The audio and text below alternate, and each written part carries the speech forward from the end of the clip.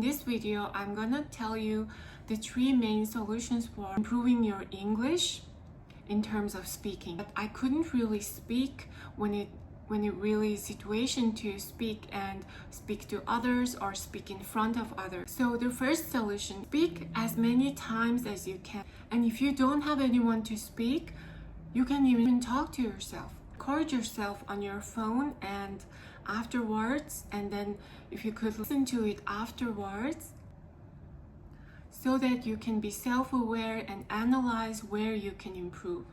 So if you do this alone, if you're like introvert like me, not really comfortable around talking with others or talking around others, you can do it in your room and you can practice alone until you can do it confidently in front of others, and there's no one to judge if you're talking to yourself in your phone and in your room. So if there's like someone around me, I used to be really self-aware, and I used to think like, oh, I should not make mistake, or I shouldn't be saying the wrong words. So the more I worry about it, the more I make mistake and the more I could not speak.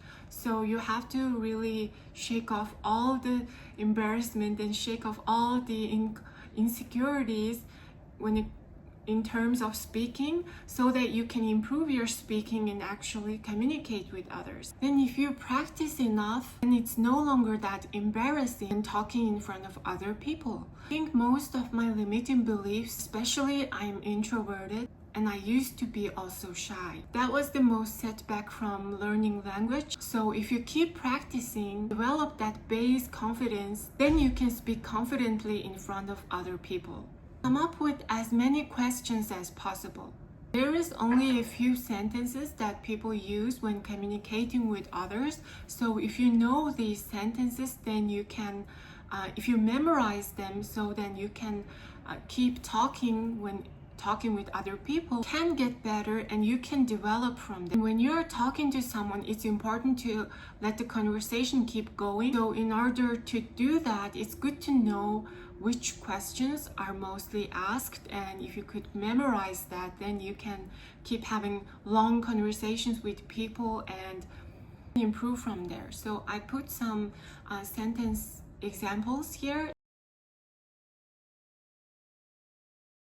I would personally recommend also listening to podcasts, because in podcasts they are talking to each other and one person is asking and one person is answering, so it could help learning what to say and when to say it. If you surround yourself as many languages, as many movies, songs as you like, the more you get better at the language.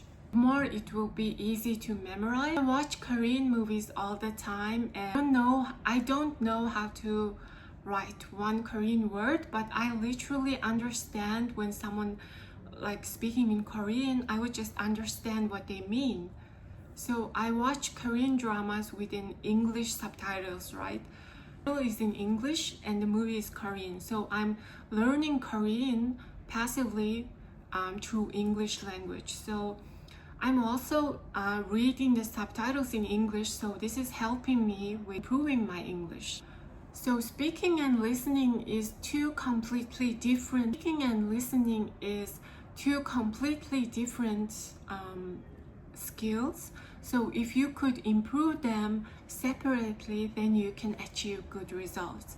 So if you're only focused on writing and reading, then listening and speaking skills will be left out. So it's good to know that these are all separate skills. These are for listening, speaking, writing, reading is all for different skills, and we would like to want to work on it separately so that we can have a great results.